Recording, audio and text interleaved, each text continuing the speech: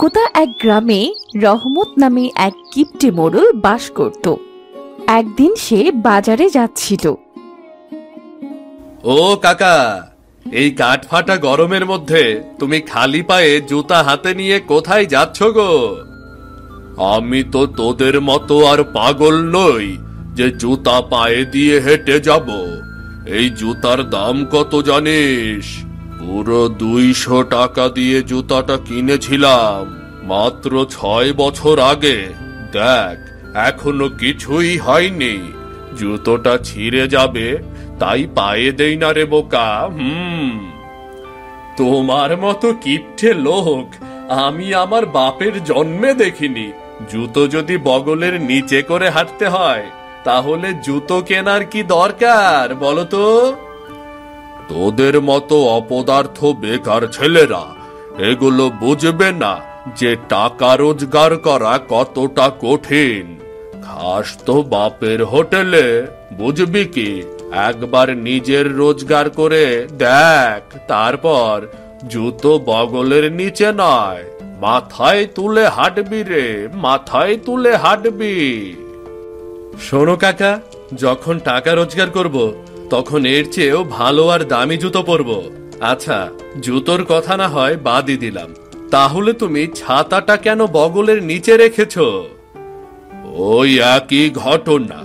রোদের তাপে যদি ছাতার কাপড়টা নষ্ট হয়ে যায়, আর তাই তো গুটিয়ে রেখেছি, মেলে ধরছি না। বিধাতা তোমাকে কি দিয়ে যে সৃষ্টি করেছে। আচ্ছা ঠিক আছে, তোমাকে আর ছাতাটা মেলতে হবে না। নাও নাও নাও, তুমি আমার ছাতার নিচে এসো। গরমে তো একেবারে ঘেমে একাকার হয়ে যাচ্ছ। আসো আসো। তোকে আর আদিক্ষেতা দেখাতে হবে না। যা যা, আমার চোখের সামনে থেকে দূর হা। যা যা যা বলছি, যা।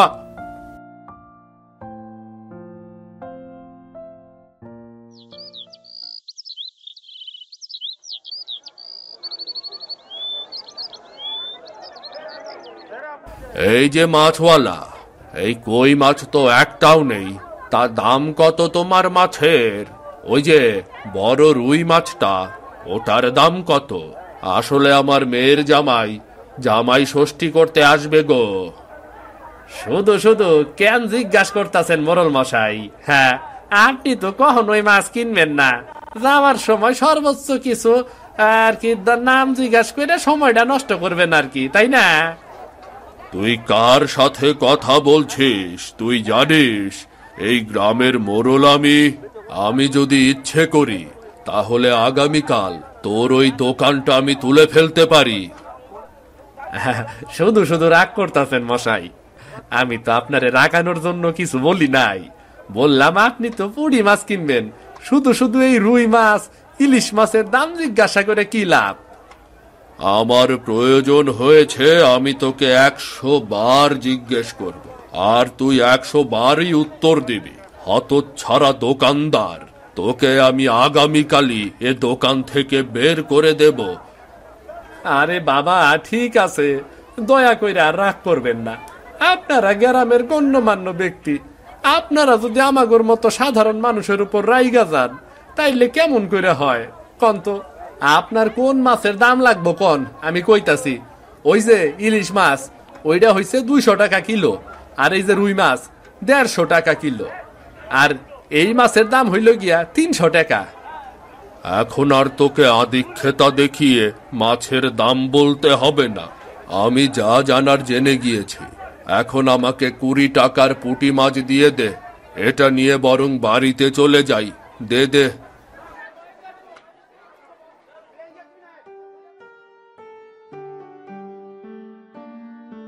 গিন্নি, ও গিন্নি, কোথায় গেলে? দেখো দেখো, ব্যাগ ভর্তি করে বাজার নিয়ে এসেছি গো।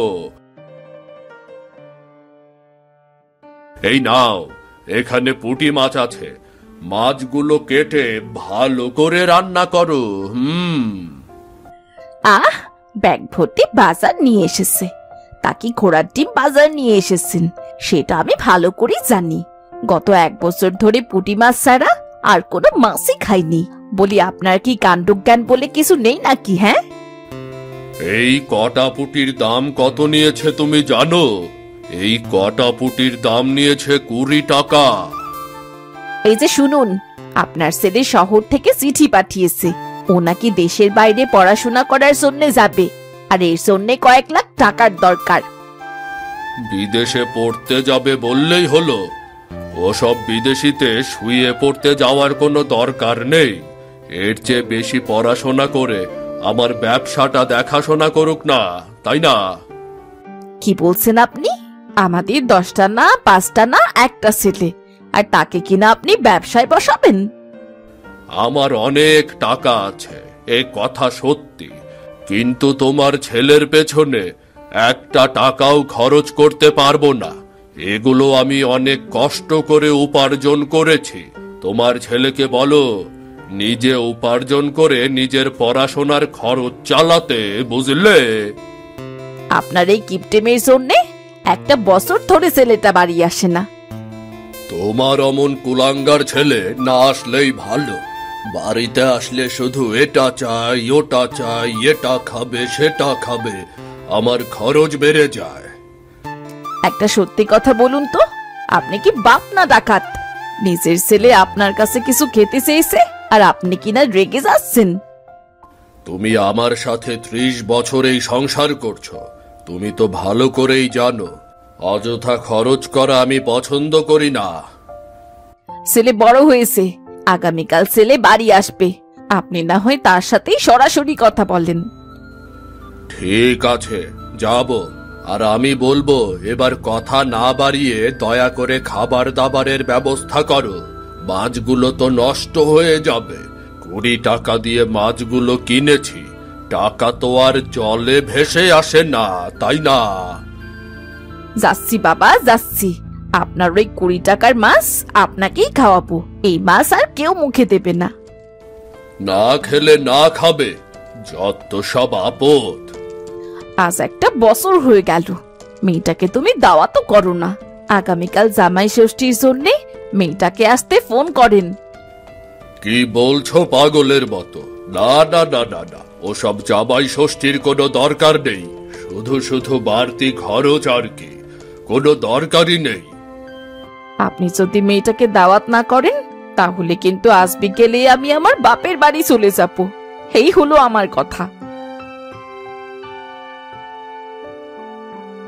এইদিকে রহমতের একমাত্র মেয়ে জামাই হারুনও ছিল আরো বেশি কৃপণ। হারুন শুয়ে শুয়ে ছিমাচ্ছিল। তার শ্বশুর তাকে ফোন করে জামাই ষষ্ঠীর দাওয়াত দিয়েছে, কিন্তু যেহেতু শ্বশুর বাড়ি গেলে খরচ বেশি হবে, তাই হারুন যেতে চাচ্ছিল না। রূপা তখন রাগ করে তাকে বলল, তুমি কেমন পুরুষ মানুষ বাপু? বাবা এত শখ করে তোমাকে জামাই ষষ্ঠীর দাওয়াত দিল, আর তুমি কিনা যেতে চাইছো না? বলি, আমার তো তোমার বাবার মতো টাকার গাছ নেই যে অযথা খরচ করব। এখন তোমার বাপের বাড়ি যেতে অনেক খরচ হবে গো। জীবনে আর বাঁচবই বা কয়দিন? এত কিপটেমি করে কি বাঁচা যায়? আমি কিপটে ভালো কথা, এখন এখান থেকে যাও। রূপা মনে মনে ফোন দেয়াতে থাকে কিভাবে হারুনকে শ্বশুর বাড়ি নেওয়া যায়, আর তাই সে একটা বুদ্ধি বার করে। একটু পর সে হারুনের কাছে যায় আর বলে, ওগো শুনছো, একটু আগে বাবা কল করেছিল। বাবা বলল তোমার জন্য নাকি একটা আস্ত খাসি কিনেছে, জামাইকে যত্ন করে খাসি জবাই করে খাওয়াবে। আমি বললাম তোমার শরীরটা ভালো না, তুমি যেতে পারবে না। আরে আরে কি বলছো? খাসি কিনেছে? এখনই রওনা হব, তুমি রেডি হয়ে নাও চট করে। না বাবা না, দরকার নেই, শুধু শুধু বাড়তি খরচ। আমি চাই না আমার স্বামীর কোনো বাড়তি খরচা হোক। কি বলছো এসব? বুড়ো মানুষ কষ্ট করে একটা জামাইয়ের জন্য খাসি কিনেছে? আমি খাবো না, এতটুকু জ্ঞান আমার মধ্যে আছে। তুমি কত বড় কিপটে আর লোভী সেটা তো আমি জানি। খাসির কথা শুনতে লাফিয়ে লাফিয়ে যেতে রাজি হয়েছে। আমিও তোমাকে বোঝাবো কত থানে কত সাল।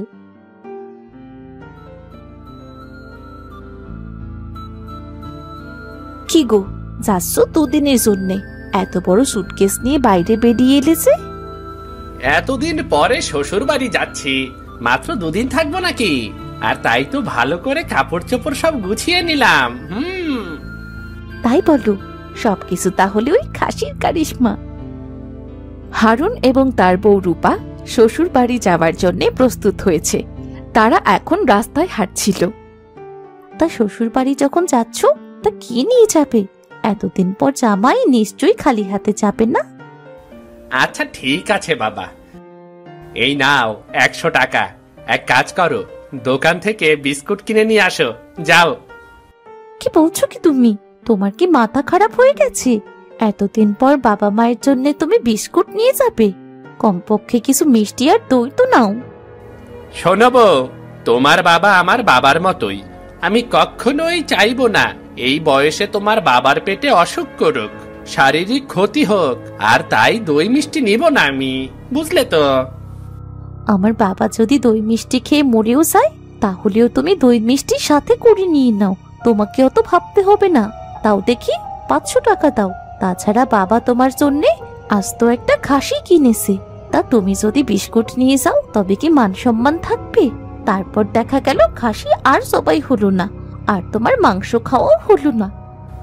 আরে না না না না না, এসব কথা মুখে এনো না। খাসি জবাই করবে না মানে কি? খাসি জবাই না করার কথা শুনে এইভাবে আতকে উঠলে? এত ভয় পাওয়ার কিছু নেই। তোমার জন্যই যখন কিনেছে, খাসি জবাই হবে, আর তুমি মাংসও খেতে পারবে। চিন্তা করার কিছু নেই। এরপর তারা দুজন হাঁটতে লাগলো। আর সন্ধ্যের আগে হারুন তার বউ রূপাকে নিয়ে পৌঁছে গেল শ্বশুর বাড়ি। তা বাবা, আপনার শরীর কেমন আছে? আছি ভালোই। এই নিন আপনার জন্য মিষ্টি, সন্দেশ আর ফলমূল আনতে চেয়েছিলাম। আপনি বয়স্ক মানুষ, আবার যদি আপনার শরীর খারাপ করে। তুমি যে আমার জন্য কষ্ট করে মিষ্টি নিয়েছো, এতেই আমি খুশি। তা বাবা, এই খাসিটা কোথায় আমার জন্য যে কিনেছেন? আছে বাবা, খাসিটাকে ঘুমের ওষুধ খাইয়ে দিয়েছি, এখন রেস্ট নিচ্ছে। তা 2001 টাকা দাও তো। কেন কেন? 2000 টাকা কেন? ও মা, বাবা তোমার জন্য এত বড় খাসি কিনেছে, আর বাবা মাকে প্রণামী দিবে না? ভাবছি বাবা মায়ের জন্য কাপড় চোপড় কিনবো, আর তাই 2000 টাকা লাগবে। যদি বেশি বাড়াবাড়ি করো, তাহলে কিন্তু আস্ত খাসিটা আবার বাজারে পাঠিয়ে দেব। এই নাও 2000 টাকা, তোমার ইচ্ছা মতো কেনাকাটা করো, যাও।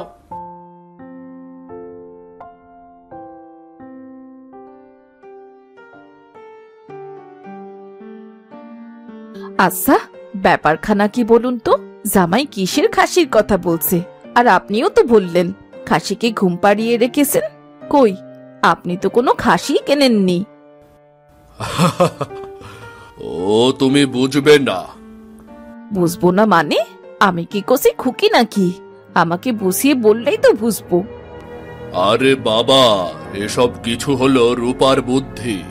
ও আমাকে ফোন করে জানিয়েছে তোমার জামাইকে মিথ্যা কথা বলে শ্বশুর বাড়ি আনবে। খাসির কথা শুনলে তোমার জামাই শ্বশুর বাড়িতে আসার জন্য রাজি হবে। এমন মিথ্যে কথা বলা একদম উচিত নয়। মেয়ে যখন একবার মুখ ফুটে বলেই ফেলেছে, আপনি একটা খাসি কিনে আনুন না। বলি, তোমার মাথাটা পুরোপুরি গেছে। খাসি কিনে আনবো মানে? তুমি জানো একটা খাসির দাম কত? যত খুশি দাম হোক, তাতে কি? ওসব কোনো খাসি কেনার দরকার নেই। জামাই এসেছে, কোনো রকমে বিদায় করো। শখ কত আমার বাড়িতে জামাই ষষ্ঠী খাবে। বাবারে বাবা!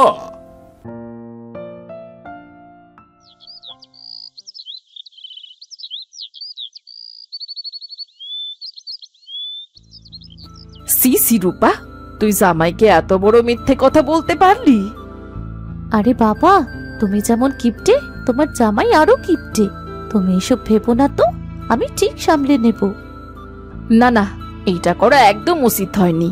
আমি তোর সাথে একমত নই। কেন মা? তোমার জামাই আমার সাথে যা করেছে সেটা বোধহয় ঠিক, তাই না? এই যে আমাকে বাপের বাড়ি আসতে দেয় না 1 বছর ধরে, শুধু পয়সা খরচা হবে বলে, সেটা কি অন্যায় নয়? তোর সাথে আমি কথায় পেরে উঠবো না, কিন্তু এইটুকু বলে দিচ্ছি, জামাই যখন এসেছে ওকে আমি খাসি না খাইয়ে বিদায় করব না।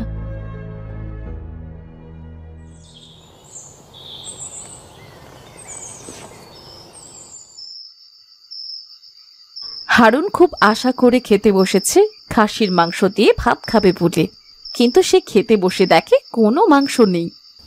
কি বউ, এত শখ করে শ্বশুর বাড়ি এলাম খাসির মাংস খেতে, মাংসই তো খেতে পাচ্ছি না।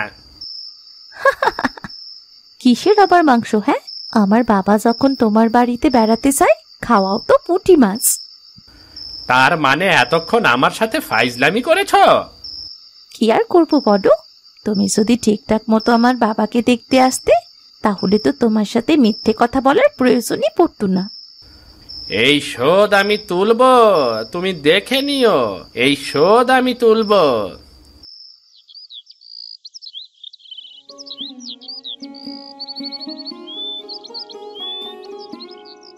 তার পরের দিন সকালে হারুন একটা বড় রুই মাছ নিয়ে ঢুকলো তার শ্বশুর বাড়িতে এবং তার শ্বশুরকে ডেকে বলল, বাবা কোথায় গেলেন?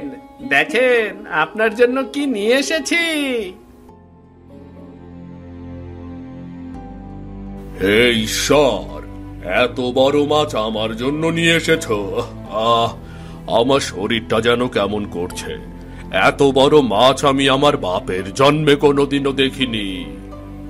কি গো, বুঝতে পারলাম না, সেই লোক 1 কেজি পুঁটি মাছ কিনে না, সে কিনা এত টাকা দিয়ে এত বড় রুই মাছ কিনে এনেছে, তার রহস্যটা কি?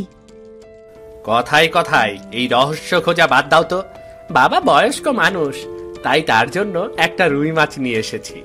এটা নিয়ে কথা কেন বলছো সেটাই তো বুঝতে পারছি না। এরপর সবাই যখন খেতে বসলো তখন হারুন বলল রুই মাছের মাথাটা তার শ্বশুরকে দিতে।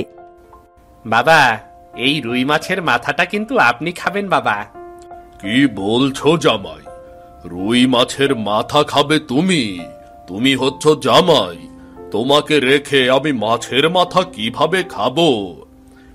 আরে বাবা, আপনাকে রেখে আমি মাছের মাথা খেতে পারি? আমি তো জীবনে কত মাছের মাথা খেয়েছি। আপনার বয়স হয়েছে, বাঁচবেনই বা আর কয়দিন, এই মাথাটা আপনিই খান।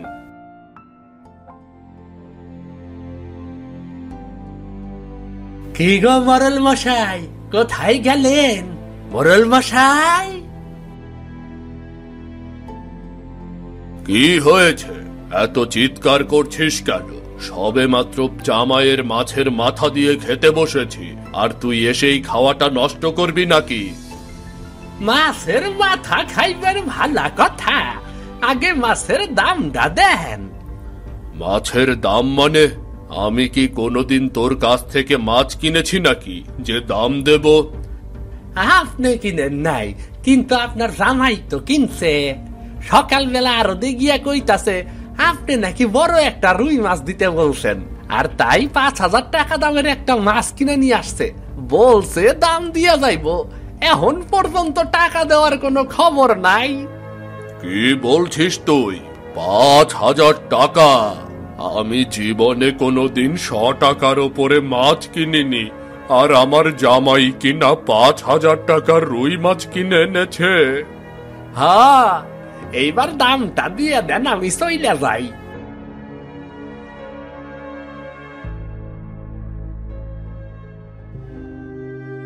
কি কি জামাই, তুমি আমাকে এত বড় বাসটা কিভাবে দিলে? আপনি আর আপনার মেয়ে যেমন খাসির কথা বলে আমাকে মিথ্যা কথা বলে এখানে এনেছেন, আমাকে বড় একটা বাস দিয়েছিলেন না, আমি সেভাবেই দিলাম। তাই বলে এত বড় বাস? তুমি শ্বশুরের সাথে এত বড় অন্যায় করতে পারলে? আপনি আমার জন্য এত দাম দিয়ে খাসি কিনেছেন, আর আমি আপনার জন্য একটু দাম দিয়ে মাছ কিনবো না? তা কি কখনো হয় বাবা? হ্যাঁ, তা কি কখনো হয়? মাত্র 5,000 টাকা। তোমার মতো বিচ্ছু জামাই যেন এই পৃথিবীতে আর কারো না হয়। আমি কোনোদিন কল্পনাও করিনি গো, তোমার হাড়ে হাড়ে এত বজ্জাতি, এত শয়তানি। এই শয়তানি আমি তোমার বাবা ও তোমার কাছ থেকে শিখেছি গো। এরপর শ্বশুর এবং হারুনের স্ত্রী তার ভুল বুঝতে পারত। তার পরের দিনই হাট থেকে বড় একটা খাসি কিনে এনে হারুনকে খাওয়ানো হলো।